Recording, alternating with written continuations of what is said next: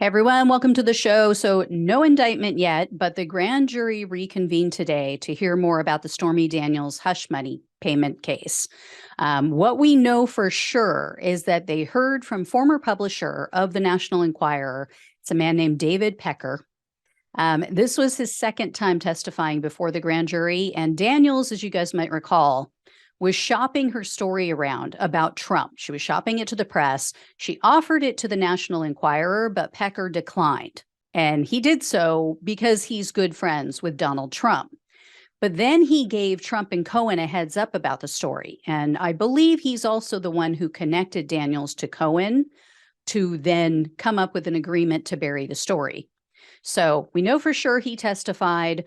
The other thing that the grand jury might have also heard about and might have seen today are phone records, which Stormy Daniels said she turned over to her legal team last week. On Wednesday of last week, Daniels told a reporter that the phone records are, quote, gonna hurt.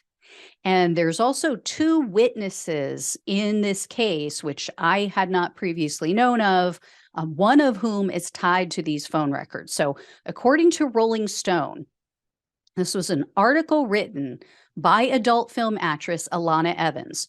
She and another porn star ran into Stormy Daniels in Lake Tahoe. This was shortly after Daniels met Donald Trump at a golf tournament. And Daniels allegedly told them about her plan to meet up with Trump later that night. She also allegedly invited Evans to join her and Trump. And as Evan tells it, she decided later that she didn't think it was a good idea. She didn't want to do it. Well, her phone started blowing up. She started getting texts, and then it turned into calls.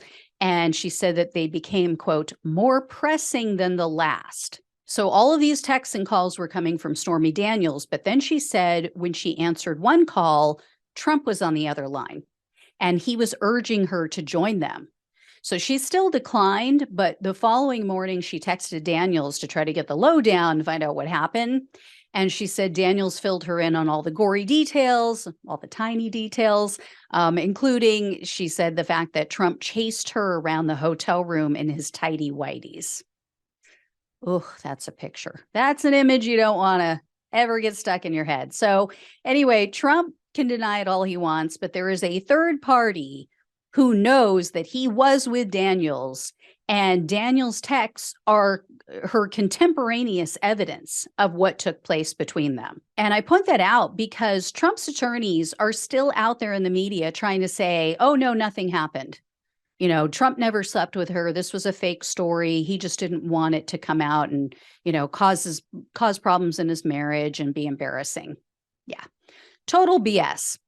It was also just revealed that Donald Trump established a back channel to Michael Cohen when Cohen was being investigated for his part in this hush money. So the chain of command went from Cohen to attorney Robert Costello to Rudy Giuliani to Trump. And Costello, as mentioned last week, was a grand jury witness in this current hush money case. And then he's out there claiming that Cohen can't be trusted. But internal emails from his law firm show that Costello was very eager to give Cohen a, quote, escape hatch. And I explained last week, he was planning to do that by dangling the promise of a presidential pardon.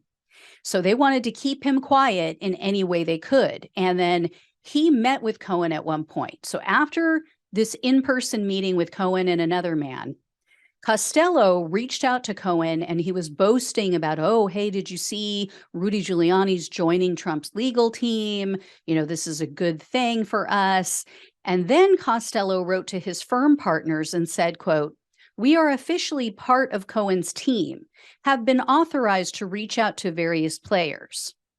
Then in another email to his partners, Costello said, quote, our issue is to get Cohen on the right page without giving him the appearance that we are following instructions from Giuliani or the president. Months later, as it became clear that Cohen was going to be arrested, Costello texted Rudy Giuliani, quote, he is very agitated and lashing out. Basically, he just needs a little loving and respect booster. He is not thinking clearly because he feels abandoned. I am very uncertain about our relationship with him. And then throughout this period, and throughout these many months, Costello kept messaging Cohen, and Cohen really didn't respond all that often. Cohen also never paid him. He never established a written or financial relationship with Costello. This Costello guy is a complete snake. And here's what could really get him in a lot of trouble. If Costello was truly representing Cohen, he would have a duty to protect their communication under attorney-client privilege rules, unless a judge ordered him to provide that information. Instead, he's out there practically begging the grand jury to read his messages to and from Cohen. And he would have also had a duty to protect Cohen during the investigation. And instead, based on his emails and messages to everybody, he was clearly protecting Trump.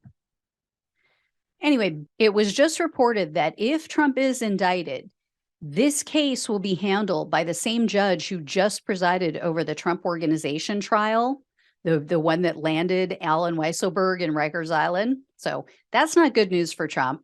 In regard to the Justice Department investigations, on Friday, Trump attorney Evan Corcoran met with the grand jury. This was the second time he went before the grand jury. And this time he had no attorney-client privilege because remember, the judge said, nope, can't hide behind that. He also allegedly chose not to plead the fifth. So Trump is likely screwed in the classified documents case. It was also reported last week that in her final hours as the Chief Justice, Judge Beryl Howell ordered a bunch of Trump aides and allies to testify before the grand jury, just like she did with Evan Corcoran. Howell rejected Trump's claim of executive privilege, and she ordered his former White House Chief of Staff, Mark Meadows. Also ordered to testify are Trump's former Director of National Intelligence, John Ratcliffe, his former National Security Advisor, Robert O'Brien, his former top aide, Stephen Miller, former Deputy Chief of Staff and Social Media Director, Dan Scavino, and former top DHS official, Ken Cuccinelli. And then former aides Nick Luna and John McEntee were also ordered to testify before the grand jury. So Trump will likely appeal this decision, but he lost in previous battles because remember, they already went through all this with his White House attorneys, with Pat Cipollone and Patrick Philbin, and the appeals court was having none of it. But anyway, guys, that's where it stands. We've got a lot more people going in to testify. I would imagine that means that we're looking at least several months, I would say, before the special counsel makes any moves on Trump, if at all. And as far as the New York case and this whole Stormy Daniels thing, I don't know. We're still on indictment watch, but because they didn't do it today, that means it's going to be Wednesday at the earliest because they don't reconvene. They don't meet until Wednesday.